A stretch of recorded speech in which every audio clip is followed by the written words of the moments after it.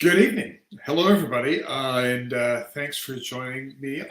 My name is Linwood Barclay, and I'm the author of Take Your Breath Away, which has just come out, and I've had this opportunity to talk to the better reading folks, all of you out there, about the new book and about this and about that and all sorts of things over the next half hour. And I'm looking forward to. I know that some of you may have questions, which will be running down the side of my screen, so I'll be able to see them and can jump in and answer those. And I understand that this is a Sydney-based event, and I'll let you know where I am at the moment. I am in Toronto, Ontario, Canada, and where we live, and it is 8 p.m. And I was just watching. I stopped halfway through an episode of The Marvelous Mrs. Maisel so that I could join you tonight, or midday for you.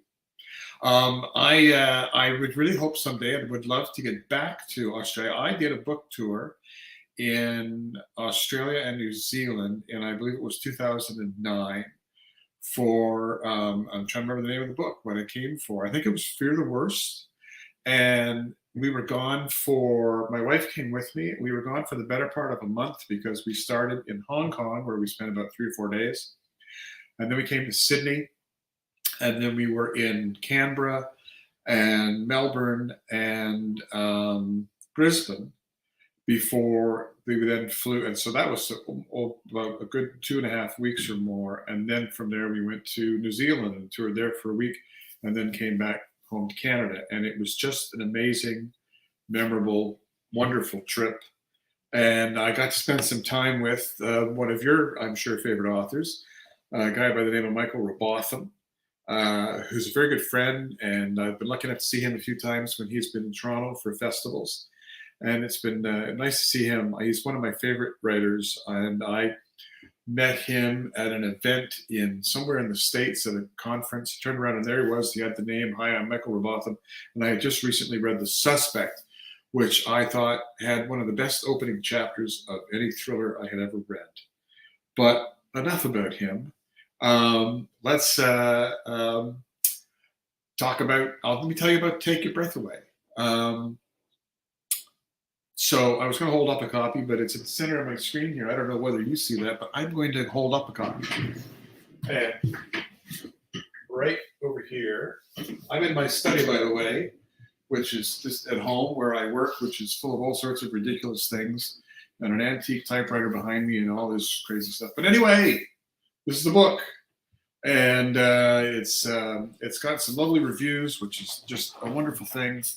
And in fact, this is such an amazing edition because this is one of the very first ones off the printer, and it had all the pages were upside down and so forth, but yours won't be like that. Let me tell you about this book. So I actually had this idea for several years for kind of opening scene in a book. And the scene kind of went like this. It was a woman has been to the grocery store. She's coming home. She pulls into the driveway of the address of where she lives, and she goes out to take the groceries out of the car, and she looks at the house and she says, "Where's my house? What's happened to my house?" The idea being that in the time that she was gone, there's a different house on the lot, as if the one that used to be there was torn down, and there's a new one in its place, and as if it's all happened within the span of an hour. And I thought that was such a really cool opening. And I had absolutely no idea how to figure out what brought that set of circumstances to that moment. And so I sort of tucked it away and for quite a while, and been sort of thinking about it. And then in the interim, I wrote Elevator Pitch and Find You First. I did those books in the meantime. And then it came to time to what I would write next. And I thought, I want to figure out what happened there. And I finally did. No, I sort of sat down and I wrote down, what are like 10 possible explanations for this? And finally came up with one that I kind of liked. And then I sat down and I wrote, Take Your Breath Away. So I've told you that part, but let me tell you a little more sort of about what the book is about. It is about a guy named Andy Mason. And 6 years ago, while he was away on a kind of fishing trip with a friend, his wife, Bree, vanished. And by the time he came back from the fishing trip and she wasn't there, and they didn't know what happened to her. And 6 years have gone by since Bree's disappearance. And the police kind of always figured that he somehow did it, or he arranged it. Or maybe he came back from the trip in the middle of the night and killed his wife and went back to this fishing camp, or he maybe hired something, because it's usually the husband, right? It's usually the husband. So they think that it must have been him, but they've never really been able to nail him. And in the interim, Andrew has been struggling to put his life back together. He sold the house where he had been living with Bree at that time. And a couple of years after that, the new buyers razed that house, they tore it down, and they built a new house on the property. And now Andrew he's sort of moved out of town, not too far away, but he doesn't want to keep running into the people that he used to know, who will always look at him and give him that kind of sideways look, thinking, you think he did it? You think he really killed his wife? Or people coming up to him and saying, oh, it must be terrible. What's happened? Did they ever find her? So he's left. And he's found somebody else. He hasn't told her about the troubles he went through, but he's found somebody else, and he's kind of finally getting his life back together. And then he gets a call one Saturday that a woman showed up at his old property with a car full of groceries and looked at this house and said, where is my house? What's happened to my house? And the next door neighbor says, it looked a lot like your wife. So what's happened? Where's she been for 6 years? How could such a thing take place? So that is our opening and our pitch for Take Your Breath Away. And that's our way in. And I always like to have a kind of great hook, a great way into a book to sort of grab readers and so forth. But I really can't start writing until I know what happened. There's always, people are always asking, there's a kind of common phrase in this whole business of, are you a pantser or a plotter? Meaning, do you fly by the seat of your pants and make up the stories to go along, or do you have it figured out before you begin? And I'm kind of fall in the middle. Like I know where I'm going to end up, but I'm not quite sure how I'm going to get there. So I want to know all of the underpinnings of the story. I want to know the foundation of it. I want to know who did what, so that when I'm writing a line of dialogue for somebody who maybe is the bad guy, I want to know that they're lying. And so I kind of compare it to, if you get in a car in New York City and you're going to drive across the US and you're heading for LA, you know where you're going, but there are about 100 ways to get there. And so I don't often see the opportunities that exist in a story until I get right into it, into the thick of it. So I know where I'm headed, but I have lots of little, paths along the way, and those are the surprises, things that'll surprise me as well. So that's to say, that was very much true for Take Your Breath Away. Before I started writing that novel, I wanted to know why that event happened at the beginning and what happened and so forth. So that was the way that went together. So, and I hadn't, and I have to sort of could have told you this at the beginning, what a nice opportunity is to actually speak to everybody. It has been a rather crazy week around here. This is the handy device that I have been using for the last week or so. This little cane here. I've been a little bit slowed down of late because I did something incredibly stupid, which was to run after our mail delivery person to point out that she had delivered 5 letters to the wrong address. And I go for lots of long walks, but I don't typically run. And I ran about 100 yards to catch up to her. And after I did that, I wrecked both of my knees with there's something in the knee called a meniscus, which is a word I had never even heard before in my life. But I now know that I have meniscus in the bones of both knees, and that they get terribly inflamed if you do something stupid. So I've been doing a lot of hobbling around. but I am getting better. And just as I had been getting better, suddenly a leak started in the ceiling of our living room today, and there was a leak from the bathroom. And that's when I discovered that I do have enough ability to get down the stairs with a cane. So that's a little side story of the kind of day that I've been having. But let me tell you a little bit about how I got started in doing what I do. I had always wanted to write crime novels. I was writing stories when I was, 10, 11, 12 years old. And I had always been, my great inspiration, I would love to say my inspiration was Ernest Hemingway or, Shakespeare or something like that. But I was television for me. I was just addicted to TV as a kid. And I had favorite shows, like whether it was Mission Impossible or The Man from U.N.C.L.E. or things like that. And an episode a week wasn't enough for me. So I would take those characters and write my own stories with them, what we call fan fiction today. And by the time I was 12 years old, I got my dad to teach me how to type on a clunky typewriter, not unlike the one that's sitting at the back of the room here. I got him to teach me how to type when I was about 11, because I said it takes too long to handwrite things out. So he gave me this sort of 1 minute lesson. He said, here's where the fingers sit. This finger hits this key, this finger hits that key, and there you go. That's your lesson. And so by the time I was 12 years old, I was writing 30, 40-page novellas based on my favorite TV shows. And I thought, oh, this is great. And I thought maybe I want to write for television or something like that, although there was not that I was not quite at the age of 14. Are they looking for people to do that? And I was writing novels in my late teens and early 20s. And I figured I'll just out of the gate become a best-selling novelist as soon as I graduate from Trent University in Ontario, Canada. And so I sent all these manuscripts off to various publishers. And I like to say that if I went to a mailbox and put a manuscript in the mailbox and sent to a publisher, it would be home by the time I got there. That the publishers would have seen it and rejected it and sent it back as fast as they could. So that dream of being a novelist in my early 20s, mid 20s was not realized. So I thought, well, where can a guy get paid to write every day?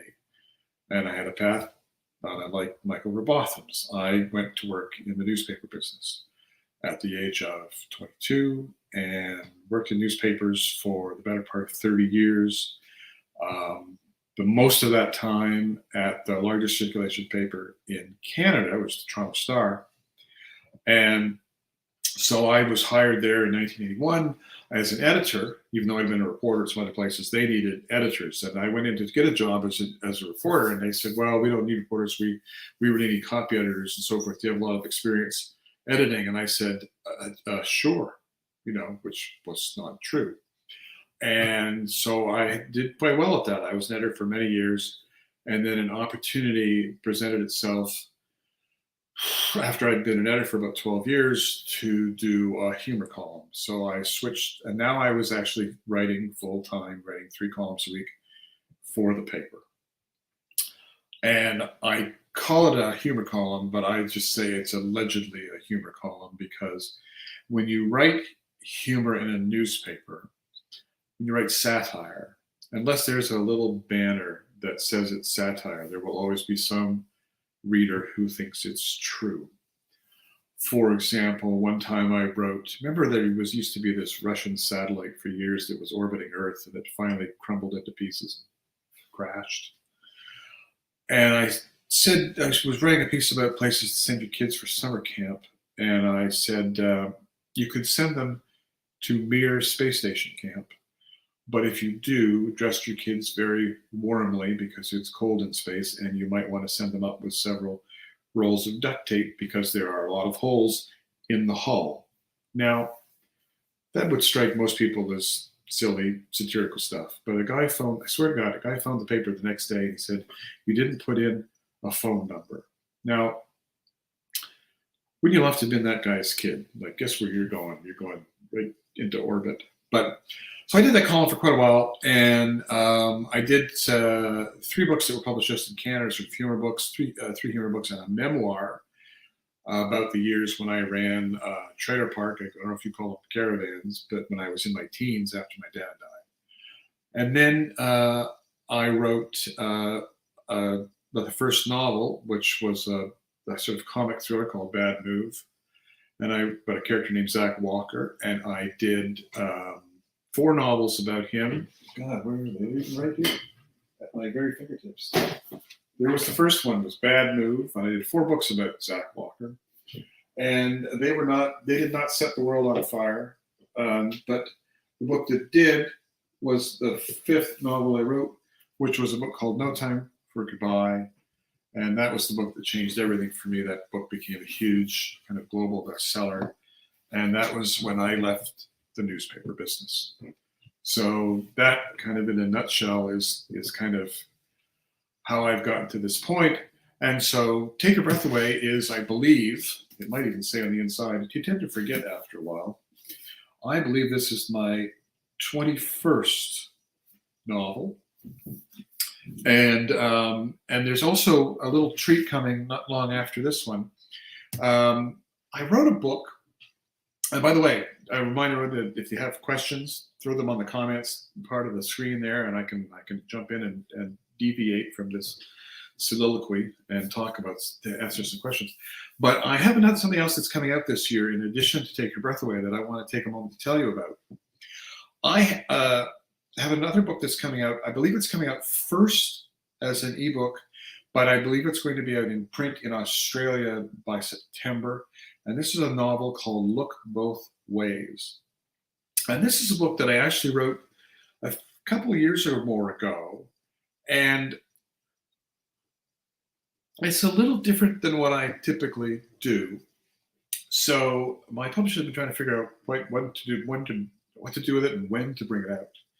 But let me tell you about Look Both Ways. Think Jurassic Park, but instead of dinosaurs, it's self-driving cars.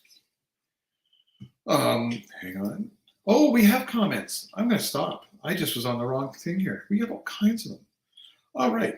Let me just have a look here and see. But I'm going to jump. I'll tell you very fast.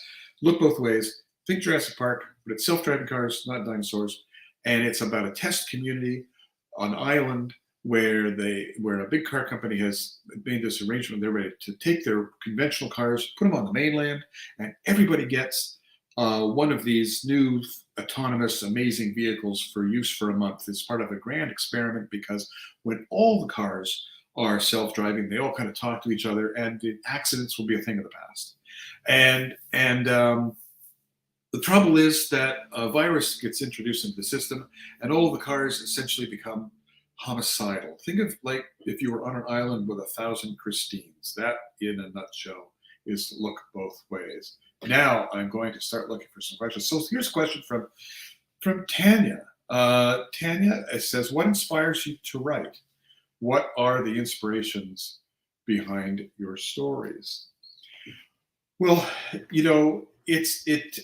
well, first of all, I say contracts are very inspiring because if you don't fulfill them, they don't pay you.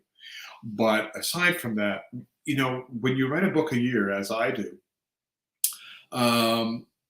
you're looking for one great idea, so that you think is sort of floating out there in the ether. I just need this one great idea that will work. And where does that idea come from? Sometimes it just comes out of nowhere. Like No Time for Goodbye, this book. I woke up at 5 o'clock in the morning and the idea was just there. It just came.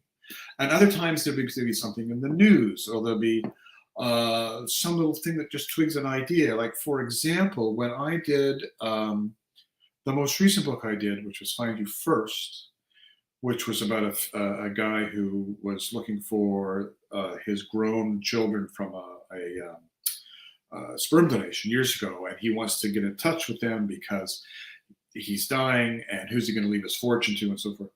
That I had been looking at a magazine piece, a sort of photo essay of someone who had gone and found all the half siblings that they had from the product of a sperm donation, and it was kind of a heartwarming human interest story. But thriller writers always look at that and think, how could that go horribly wrong? And so that was the idea for that. But ideas can kind of come anywhere, Um, Now, I see a question there. Natasha, my husband hand sold you all the time when we had our bookstore for 11 years. Thank you so much. And got many people hooked. His question, because he is working, you rarely write sequels. So what influences you to do one or not? Yeah, I don't do a lot of sequels. I did write a sequel to No Time for Goodbye called No Safe House. I thought, what might, a lot of times in thrillers, these horrible things happen to people, and then you think they just pick up and they move on. And I think these were traumatic incidents. What would it be like? So I thought I wanted to revisit those people 7 years later and see what was happening with them and what other horrible things could happen to them. And I did do what I call my Promise False trilogy, which was 3 kind of connected novels, which were Broken Promise, Far From True, and The 23. But it's true. I haven't done, and I don't even know that I would do that again, because it was often not clear to people that it was a trilogy, and they'd read the second one and they were confused. So that's why I like writing standalones now, because you can pick up any one of them and read it, and doesn't matter what came before or what came after. Donna Mitchell asks, what is your day like as a writer? I kind of, I'm usually at my desk here by 8, sometimes a little earlier, sometimes a little later. And my goal is generally I'd like to get between 1,500 and 2,000 words done. So I just come up and I get to work when I'm in the thick of writing a novel. And so I work kind of sort of from 8 until noon and have some lunch. Sometimes I'll come back and work a little more, but other times I may figure, well, I got my 1,500 words done by noon, so I will. I used to try to get 2,500 words or more done, and I would work until 2 or 3 in the afternoon, and I'd get my book done more quickly. But it didn't mean that the publishers worked any faster to deal with it. So I thought, why am I killing myself? So I've slowed down a bit with the last book. And so it's the thing is that for me, writing is a job. A lot of people talk. I love it when people talk about writer's block, which just makes me laugh, because I think as a profession, we are just so precious that we have an actual condition to describe that we just can't get to work. There's not teacher's block, there's not plumber's block, there's not accountant's block, but writers, they're delicate creatures, so there's writer's block. I treat writing as a job. You get up and you go to work, and I think that comes from having spent 30 years working in newspapers. You can't call the city editor and say, I can't do my column because I'm just not feeling it today. That won't work. Julie Catherine. Do you have to visit a scene to write about it, or is it all from your imagination? Well, that's a good question. It depends on the scene. I've written about places that I have been to and haven't seen and know, so I know them. And then, of course, now we have the miracle of things like Google Street View. And if I think, well, I want to just have this brief scene in some place I've never been to, and I think I'll just go there and have a look at it and try to find a little bit about it, so I can at least kind of get it right. But it's nice if you can have been to places that you write about. I mean, I set a lot of my books in sort of certain locales that, even if I don't live there now, I've visited them enough times that I know them. I mean, the book that comes out next, parts of it take place in Boston, where I've been to a few times. So it's kind of a mix. You kind of want to have, because there's always going to be somebody who will send you an email and say, you got that wrong. That's not there, and so forth. But some scenes you just imagine. And Promise Falls, for example, when I wrote the Promise Falls trilogy, that the entire city in town is imagined. Because first of all, I was going to do such horrible things to all of these people. It seemed to make sense to just make it someplace that didn't actually exist. What else do we have here? Do we have another question? Just let me have a look and see. I must say that too. I have also take 2 seconds to tell you, I have a month ago, I finished my first draft of next year's book. My editors don't even have it yet, so I haven't got notes, and I'm sure there are going to be lots of revisions and so forth, lots more work to do. But it's done, and it's kind of a neat idea. It's about a guy, a writer with very limited success, who's offered a very interesting proposition, which is to write backstories for people who are going to be relocated by the Witness Protection Program, who have to have new stories and new backgrounds and so forth for their these sort of fake lives that they're going to live. And as you can imagine, things go horribly wrong. Is what's going to happen there. Let's just see if we have another question here. I think either I'm not doing it right or I don't see it. But anyway, I should say further to Donna's question of what's your day like as a writer. That does tie into kind of what I just had said. I mean, that describes the day, which is how long I work, and how much I like to try to get done. And it takes me about 2.5 to 3 months to write a first draft, and then it goes off to my editors, to my publishers, and they'll see what we need to do with it. Probably spend another month tweaking it, and then there's proofreading and there's other stuff, and these things don't all come together. They kind of, you finish one stage and then there's a month and then there's another month to work on it and there's a gap, so it's kind of spread out over the year. And but usually those other times fill themselves with things, whether it's festivals or book tours and so forth. And I would say, as we're coming up on at the end here, I would really hope that I have another opportunity someday to come back to Australia, because it was a really, really memorable, wonderful trip for us. Just had a terrific time. And it was, we came in July, which I guess would be your winter. And, but we're from Canada, and everybody was walking around with scarves and dressed up. We were out in the country. We saw they put blankets on the horses.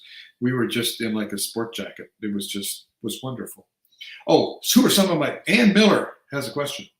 Who are some of your favorite authors? There's so many that I'm just crazy about. I just read the new Lisa Gardner, which is terrific. And of course, Stephen King has always been someone who I admired tremendously. I just finished the new Don Winslow book that hasn't come out yet. And there's so many. I think my favorite writer of all time was Ross MacDonald, who wrote the Lou Archer mystery novels. He wrote between the 50s and the 70s. And I think he influenced me absolutely more than anyone. Mary Ladrick asks, Julie, Catherine, how writers come up with the names of characters? Is it people you know, or just a lucky day? I just make them up. Sometimes it used to be if I got spam from people. This stuff doesn't happen so much. If I got spam from people, I would take those names and I would kill those people. Annoying emails. But anyway, that's that. Sometimes you just go to the phone book, or you look on, you look at Facebook friends, and you just look at all these names and pick one from here and one from there. What I don't do typically, which I know some others do, is do a name that somehow suits the character, because I don't think real life is like that. So anyway, listen, it looks like I'm sort of getting, there's a hurry up signal. We're supposed to be out of here in the next minute or so. So again, I just want to take the opportunity to thank all of you for joining in tonight, and for watching. I hope you get a chance to pick up. The screen's backwards, so I do this and I get all confused. I hope you get a chance to pick up Take Your Breath Away. I really hope you enjoy it.